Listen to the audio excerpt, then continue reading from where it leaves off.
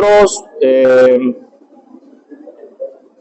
tenemos lo que se ha hecho, ¿no?, en todos los países sudamericanos, centroamericanos, sobre ya el manejo de cómo se debe rescatar los pacientes. Es importante el rescate de forma rápida. En todos los lugares hay sistemas de ambulancia. Estos sistemas prehospitalarios tienen que estar a cargo de una persona o de un grupo de personas que tenga un sistema de referencia, ¿no?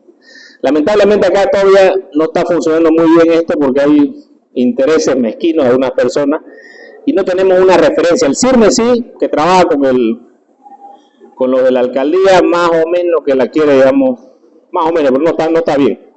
Estamos con errores en el sistema prehospitalario. ¿Cuáles son los cuidados esenciales en el prehospitalario en el paciente con trauma, ¿no? Nosotros tenemos que aplicar protocolos. Por ejemplo, un paciente que esté con un rasgo menor de 8 y ese rasgo lo tenga 14 cuando yo lo rescaté, pero en el camino el paciente desciende el hallazgo, a ese paciente yo tengo que intubarlo, ¿no es cierto? Si el paciente me hace un neumotórax hipertensivo en el camino, yo tengo que drenar ese neumotórax hipertensivo. Yo tengo que colocar sueros durante el transporte del paciente al hospital, tengo que hacer torniquetes si tiene una hemorragia, o sea, tengo que aplicar los protocolos de emergencia, ¿no?, para la asistencia. ¿Pero puedo operar a un paciente en la ambulancia? No, porque más bien le haría daño al paciente. Entonces, un principio siempre básico en medicina es no hacer más daño del que ya está hecho. Y todo va a depender también de la disponibilidad de recursos que yo tenga, ¿no? Obviamente, las ambulancias muchas veces, tenemos ambulancias de grado 1, grado 2, grado 3, que hay unas que tienen todo, inclusive desfibrilador, tienen, ¿no?, monitores cardíacos, ¿no?, y podemos hacer un trabajo mucho más eficiente. Pero hay ambulancias que no tienen nada, como la de la universidad, digamos. Porque una vez tuvimos un paciente que paró allá en la cancha, ¿no?, y lo único que consiguió la ambulancia fue para transportarlo hasta una clínica, ¿no?, porque no tenía nada, digamos, ¿no?, solamente el chofer, la camilla y nada, y nosotros, ¿no? O sea, nada, digamos. No tenía desfibrilador, no tenía monitor, no tenía adrenalina, no tenía nada.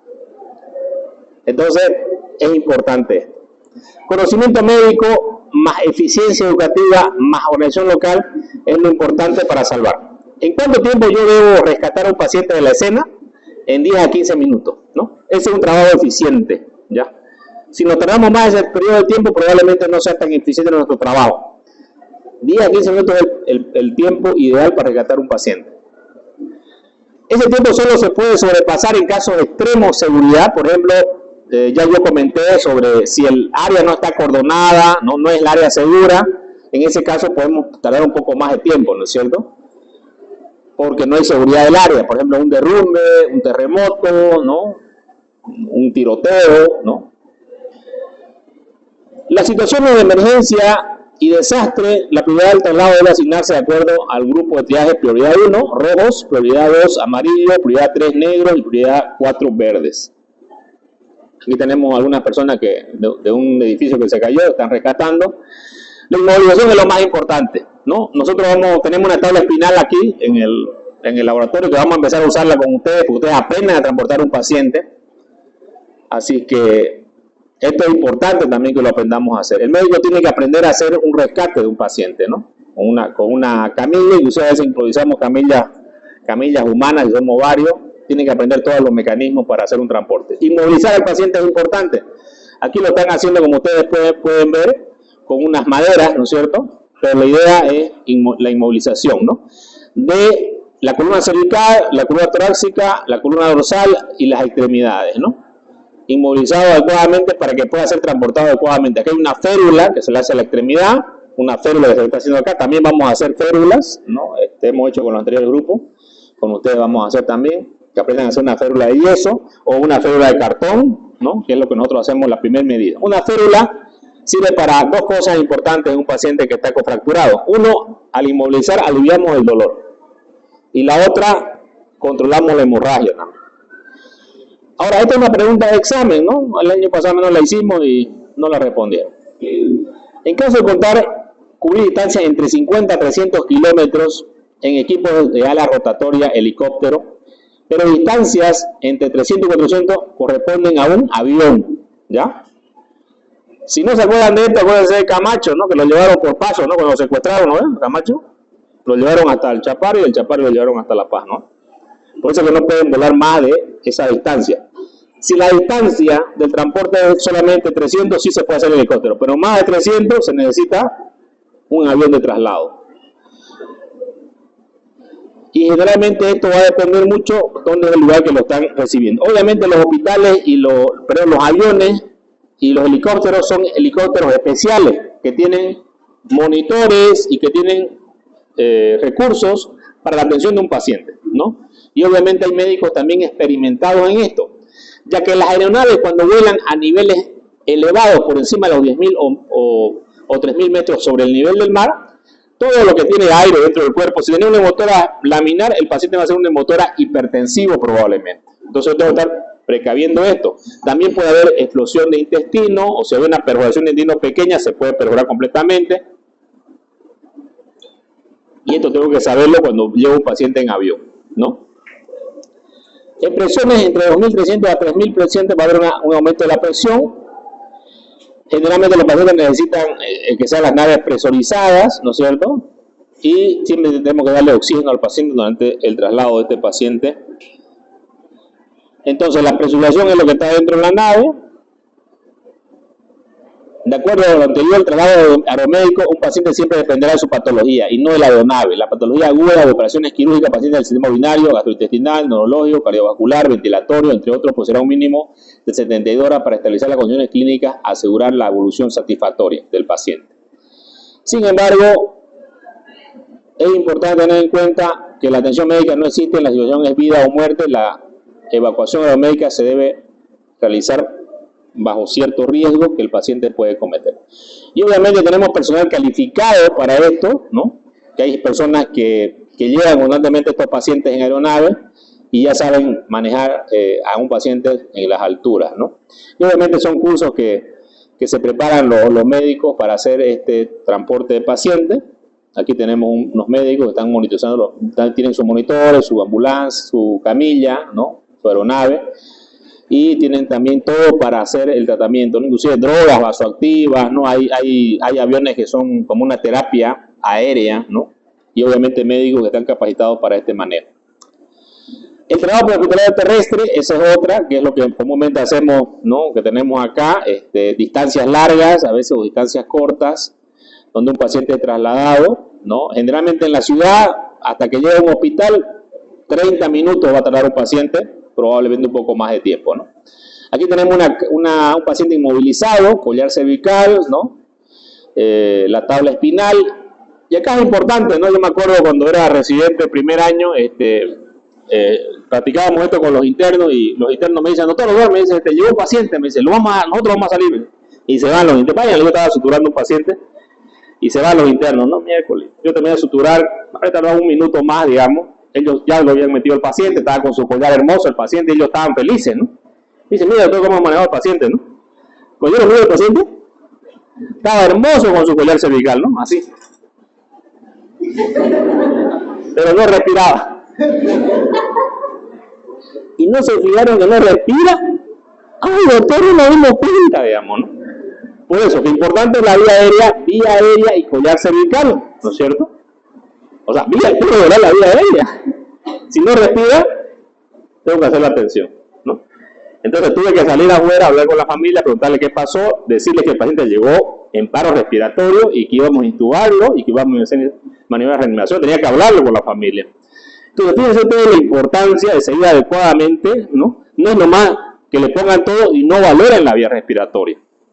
Justamente eso es importante y eso lo vamos a practicar hasta que apenas o hasta que se aplacen, no sé, pero algo va a pasar. Tienen que no olvidarse de esto.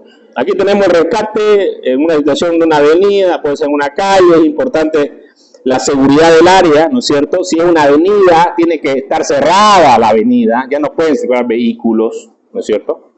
Inclusive usted la puede parar la ambulancia para prevenir que sigan pasando vehículos, porque los vehículos igual se dan modo de pasar y puede producir otro accidente. De hecho, se han producido accidentes con muertos, inclusive el mismo médico ha muerto, ¿no? Por rescatar.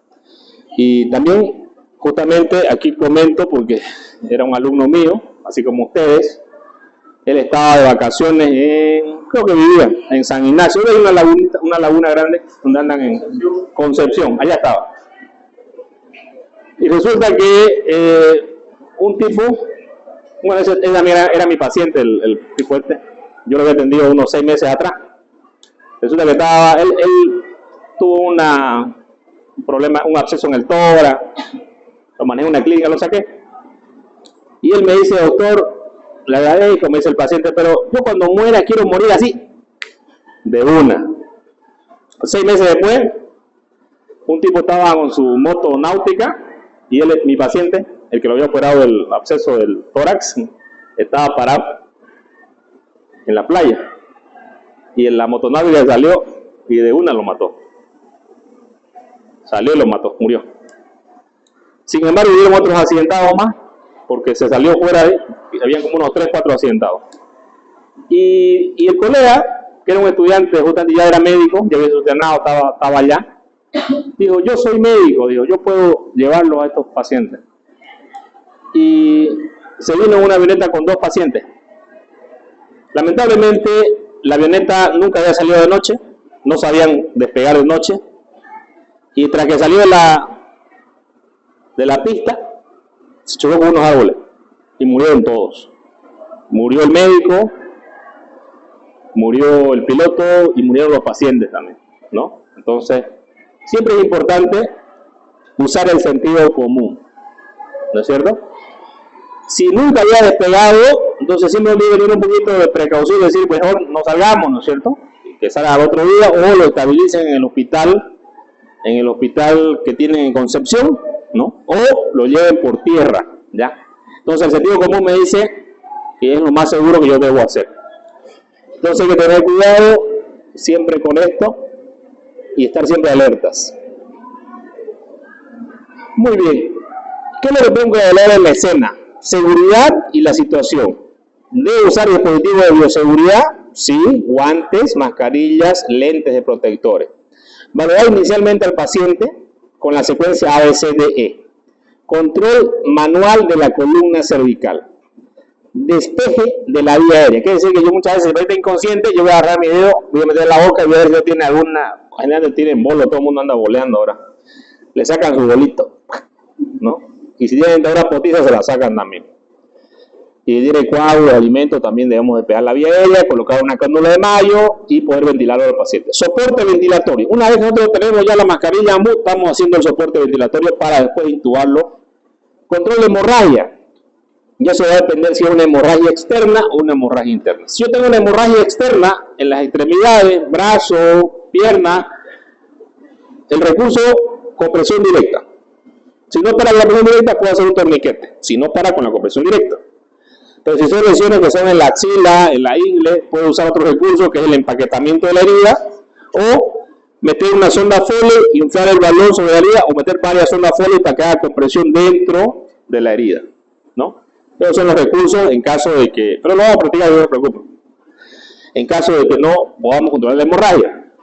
Valoración neurológica, aquí está lo que hablamos, el ADDI, que es en el prehospitalario, el Glasgow, que es el estado de conciencia, el ASIA, que es el nivel cuando hay parálisis de la columna por un trauma raquimedular, ¿no?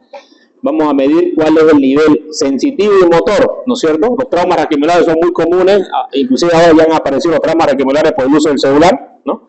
Hemos tenido pacientes del hospital que están ahí con celular, ¿no? Ahí. Estamos en foto ahí, ¿no? Ahí están ahí. Las gradas al suelo. Trauma cervical, parapléjico, cuadripléjico, ¿ya? Y no uno, varios, ¿no? Antes teníamos eso por accidente de tránsito, ahora lo tenemos por el celular. Entonces, es importante no estar opeando cuando uno camina, ¿no? Valoración completa y exposición, ¿no? Es lo que les decía yo, ¿no? Esto se lo voy a pasar porque ustedes lo tengan, así que no necesitan apuntar nada. ¿Qué tenemos que hacer en el transporte frente a un Glasgow menos de 13, saturación menos de 90, presión arterial sistólica menos de... ¿Ya? Ah, ya. Los valores deben anotarse cada 5 minutos en el registro. Ya, esto yo quiero recalcar que es importante la valoración. Fíjense, cada 5 minutos, ¿no? Resulta que una vez estaban trayendo unos pacientes llegaron al hospital unos pacientes que lo estaban trayendo de provincia, yo estaba ahí, ¿no? Y la veo la doctora, vamos a llevar al paciente, ¿no? De Borayo, su audífono, al lado del chofer, dije. O sea, no está de vacaciones uno, ahora tiene que estar el médico al lado del paciente, ¿no es cierto? Monitorizar cada 5 minutos al paciente. Usted no puede ir al lado del chofer. El paciente,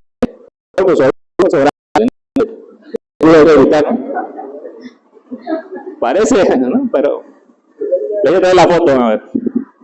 Mientras no sean ustedes después, todo está bien. Entonces, yo debo cada 5 minutos ver si el paciente tiene reactividad pupilar, el control ya puedo valorar la escala de Glasgow durante el transporte del paciente. Si este Glasgow va disminuyendo, obviamente tengo que ver la forma de repente usar un acceso para la vía aérea en caso de lo que lo requiera, ¿no? El manejo de la vía es importantísimo, ¿no? Ya hemos hablado claramente que lo primero es seguir un protocolo para el manejo de esta vía. Primero la mascarilla, obviamente limpiando que esté permeable la vía aérea, que significa que esté seguro que no hay nada acá, ¿no? Puedo volver acá el 9 de mayo y empezar a ventilar al paciente. Si hay vómitos, tengo que tener un sistema para aspirar estos vómitos, ¿no? Y para tener una vía segura, debo intubar al paciente. Si el paciente tiene un trauma cervical, tengo que tener cuidado con un collar cervical, no puedo extender mucho la cabeza porque puedo provocar una lesión cervical más severa, ¿no? Y eso es importante también saberlo porque al tratar de intubar y movilizar la cabeza puedo fracturar y dejarlo paralítico yo al paciente, ¿no? En trauma siempre debo cuidar mucho la columna cervical. Siempre debo movilizar al paciente después de haberlo intubado, valorando la saturación de oxígeno y también valorando el CO2, ¿no? La capnometría del paciente. Tengo algunos dispositivos como la máscara laringea que está acá. Cuando no puedo intubar puedo usar esta máscara laringea, ¿no? Tengo que ventilar a una respiración de 20 a 30 respiraciones por minuto al paciente, ¿no? Lo más rápido posible y darle un flujo de oxígeno de 10 a 15 litros por minuto, ¿no? Aquí tengo que manejar el shock, que el manejo del shock es control de hemorragia. Este control de hemorragia ya dije compresión directamente de la herida. Si tengo una hemorragia interna que debe ser operada, en este caso no le pongo tanta cantidad de líquido al paciente porque muchas veces, si yo no he controlado la hemorragia de una persona y yo subo la presión, estoy yendo contra la naturaleza de salvar la vida de esa persona. ¿Me explico? El cuerpo tiene mecanismos para que no sangre más. Y uno de esos mecanismos es la bajada de la presión. Al bajarse la presión, la sangre se va a hemoconcentrar. Y va a haber un coágulo, si tengo una lesión de aorta, va a haber un coágulo en la aorta. La hipotensión va a mantener ese coágulo que no sangre. Pero si yo como médico agarro y no controlo la hemorragia y le pongo volumen en grandes cantidades en el transporte, ¿qué puede pasar? La sangre le aumenta la presión y el coágulo va a salir. Al mismo tiempo, al ponerle mucho líquido, la sangre se me va a hemodiluir y los factores de coagulación se van a consumir. Entonces, en vez de ayudarlo, lo estoy matando al paciente. Cuando son hemorragias internas que yo no he controlado en el transporte, debo pasar suero solamente en pequeñas cantidades o usar soluciones hipertónicas como el sodio al 3%. Cuando tengo hemorragias que no he controlado, ¿ya? Si son hemorragias que sí he controlado, manden volumen en grandes cantidades, pero son hemorragias que no han controlado, los volúmenes tienen que ser bastante bajos. Muy bien, entonces es importante aquí reconocer, evitar la hipotermia, ¿no? La coagulopatía, ¿no? Hacer el famoso stop bleeding si es una hemorragia distal. Puedo hacer un control de hemorragia con un torniquete, colocar cristaloides calientes, ¿no? Generalmente los que conozco que uso son solución fisiológica del 0,9% y el lactato. La compresión de la herida directamente, el uso de compresas o dressing, también hay un montón de ahorita soluciones para parar la hemorragia, el ácido tranexámico que lo puedo usar. Aquí tengo un protocolo de manejo, ¿no? Un paciente coadulto con trauma craneoencefálico, severo en ambulancia, evalúa la presión arterial sistólica. ¿Por qué es importante hablar de la presión sistólica, ¿no? Si la presión arterial sistólica está mayor de 100 milímetros de mercurio, ¿no? Y es menor de 60 años, debo suministrar 250 ml de solución salina normal. Si la presión sistólica está menos de 100 milímetros de mercurio y la edad es mayor de 60 años, sí, el paciente no se ha intubado, realice la secuencia rápida de intubación y se recomienda utilizar la mitad de la dosis convencional de los medicamentos inductores como la succinilcolina. Si la presión arterial sistólica está menos de 100 mililitros de mercurio o la edad es mayor de 60 años, no, el paciente no se ha intubado, realice secuencia rápida de intubación y se recomienda utilizar las dosis convencionales de los medicamentos inductores. Intubación endotraqueal exitosa, sí, continúe el traslado hasta la urgencia. No continúe ventilando al paciente con el sistema mascarilla, bolsa, ambú, junto con la cánula orofaringea. ¿La oximetría de pulso es mayor del 90%? Sí. Continúe el traslado hasta urgencia. La oximetría de pulso no es mayor del 90%, coloque máscara laringia. La oximetría de pulso es menor del 90%, sí. Traslade al paciente hasta sala de urgencia. No vuelva a ventilar al paciente con mascarilla AMU porque su máscara laringia no está funcionando adecuadamente.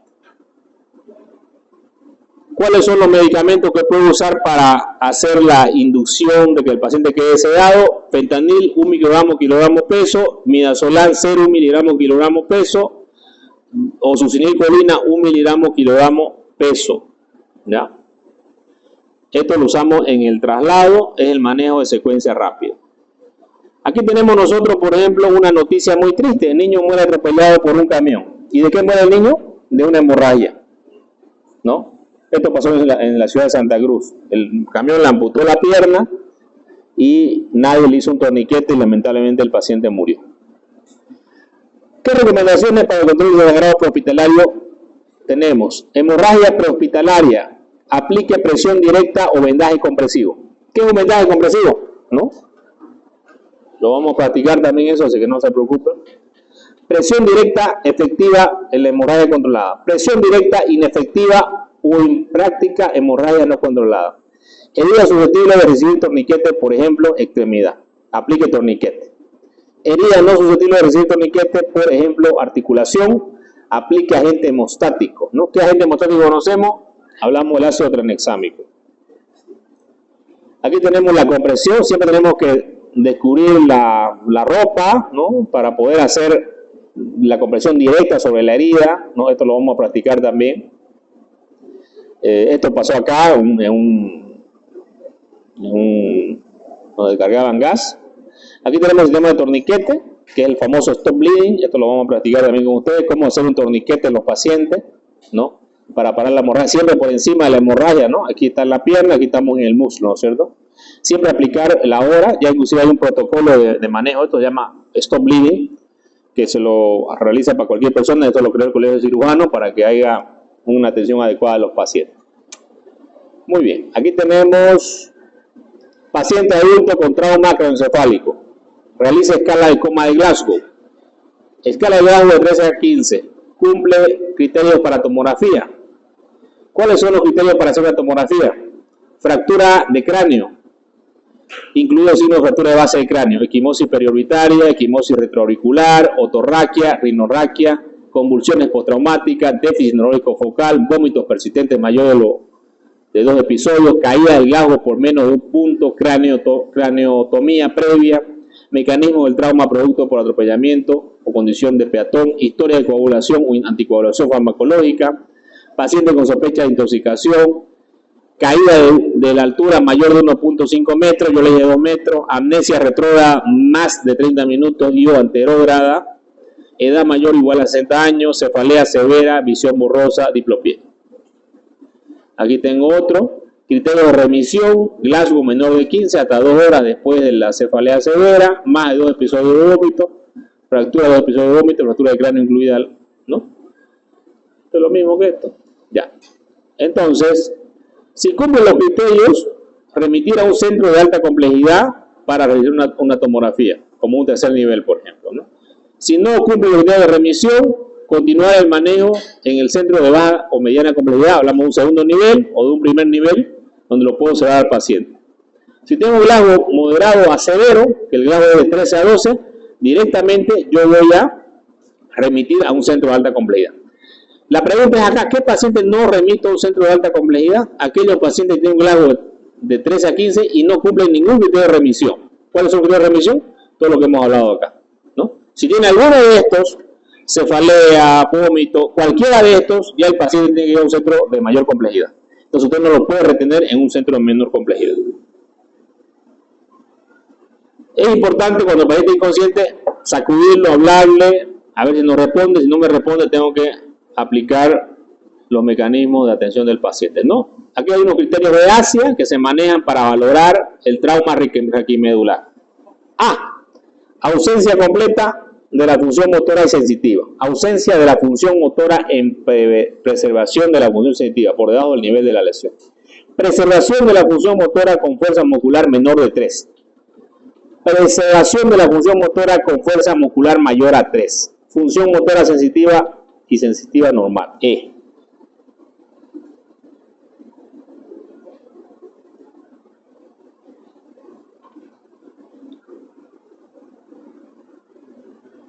Maneja de las víctimas en desastre y terrorismo. Nosotros ahorita tenemos, por ejemplo, en el mundo, en varios lugares del mundo hay terrorismo, hay desastres, ¿no? Hay muchas cosas y aquí es donde hablamos de manejar adecuadamente los pacientes, ¿no es cierto?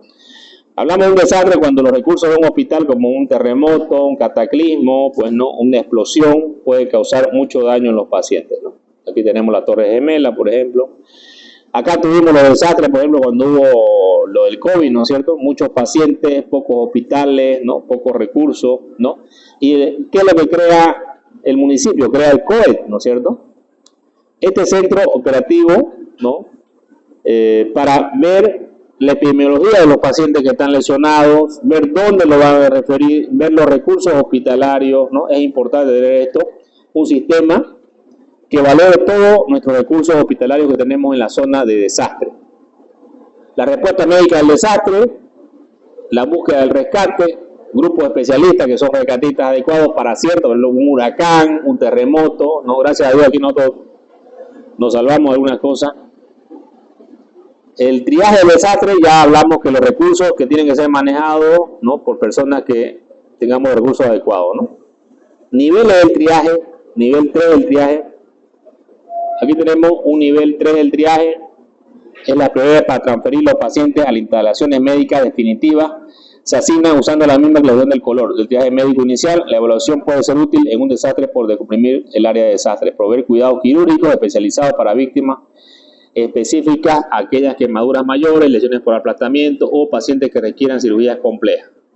Un nivel 2 de triaje médico viene a ser las personas que rojo, urgente, requieren intervención de salvamiento vía respiratoria, respiración, circulación. Amarillo, retrasado, no requiere intervenciones inmediatas de salvamiento. Verde, es un paciente que necesita cuidados médicos mínimos o inexistentes o una víctima psicógena. Negro, víctima fallecida. No.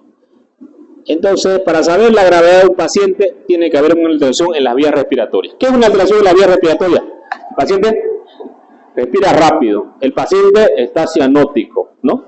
¿Qué es una alteración en la circulación? El paciente está hipotenso, el paciente está pálido, ¿no? Yo me doy cuenta tras que lo veo al paciente, eso es muy fácil de darse cuenta. Entonces, ese paciente es un paciente urgente que requiere una atención más rápida posible. Aquí tenemos los errores del triaje, ¿no? Los errores del triaje que toman forma del subtriaje o sobretriaje están siempre presentes en el medio del caos y se producen los desastres masivos. Subtriaje es cuando se asigna heridos críticamente lesionados y requiere atención inmediata en una categoría de atención diferida. El subtriaje conduce a retrasos en el tratamiento que conlleva a mayor mortalidad y morbilidad. El sobretriaje es la asignación de prioridades mayores de atención a subyacentes no críticos, aquellos que no tienen lesiones potencialmente mortales, de prioridades para atención inmediata de urgencia.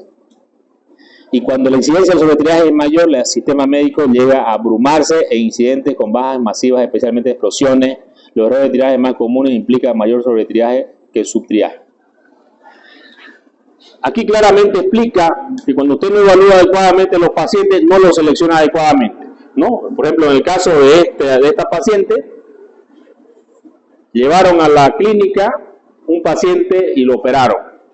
No tenían nada para operar ese paciente. Y la paciente que sí requería cirugía, que era la que estaba con su tiro en la cabeza y en el tórax, perdieron tiempo porque hicieron un triaje inadecuado. Hicieron un sobretriaje en un paciente que no era adecuado y hicieron un subtriaje en ella. Ella era una paciente grave, ¿no? También hubieron errores en el transporte del paciente.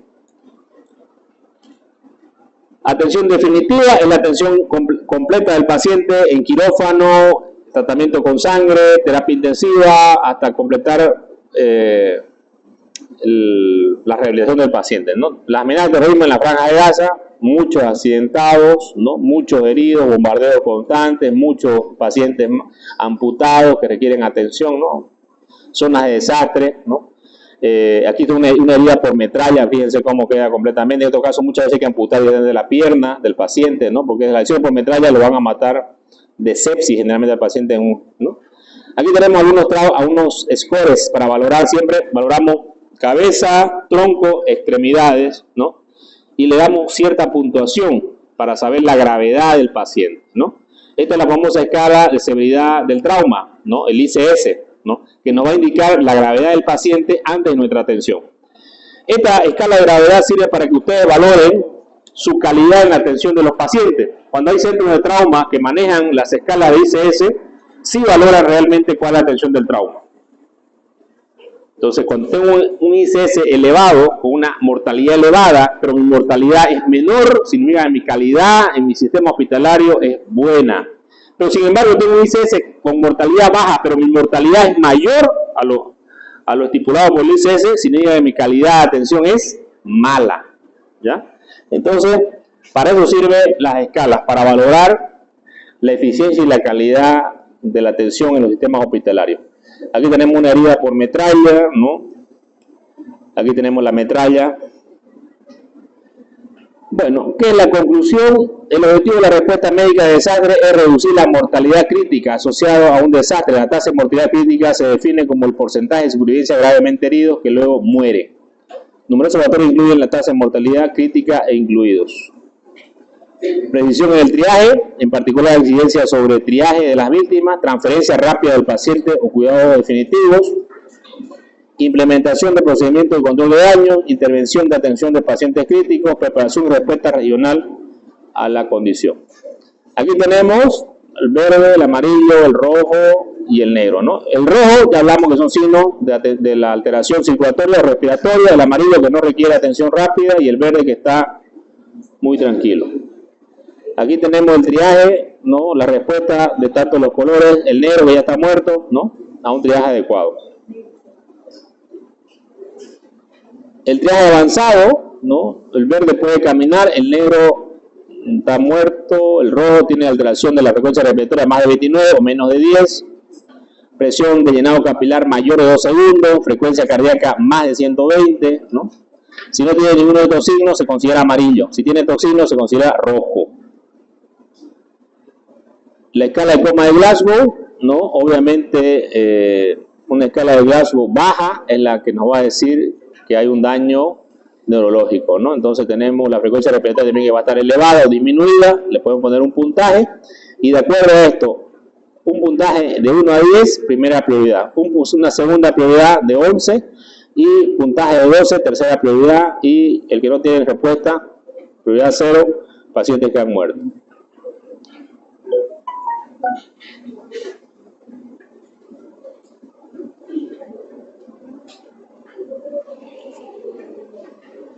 Muy bien, jóvenes, ese es el tema. Ya se los paso para que vayan leyendo. Esta semana vamos a hacer práctica de intubación. Ya les voy a pasar qué es lo que vamos a requerir por grupo para intubemos. Nos vemos en la práctica.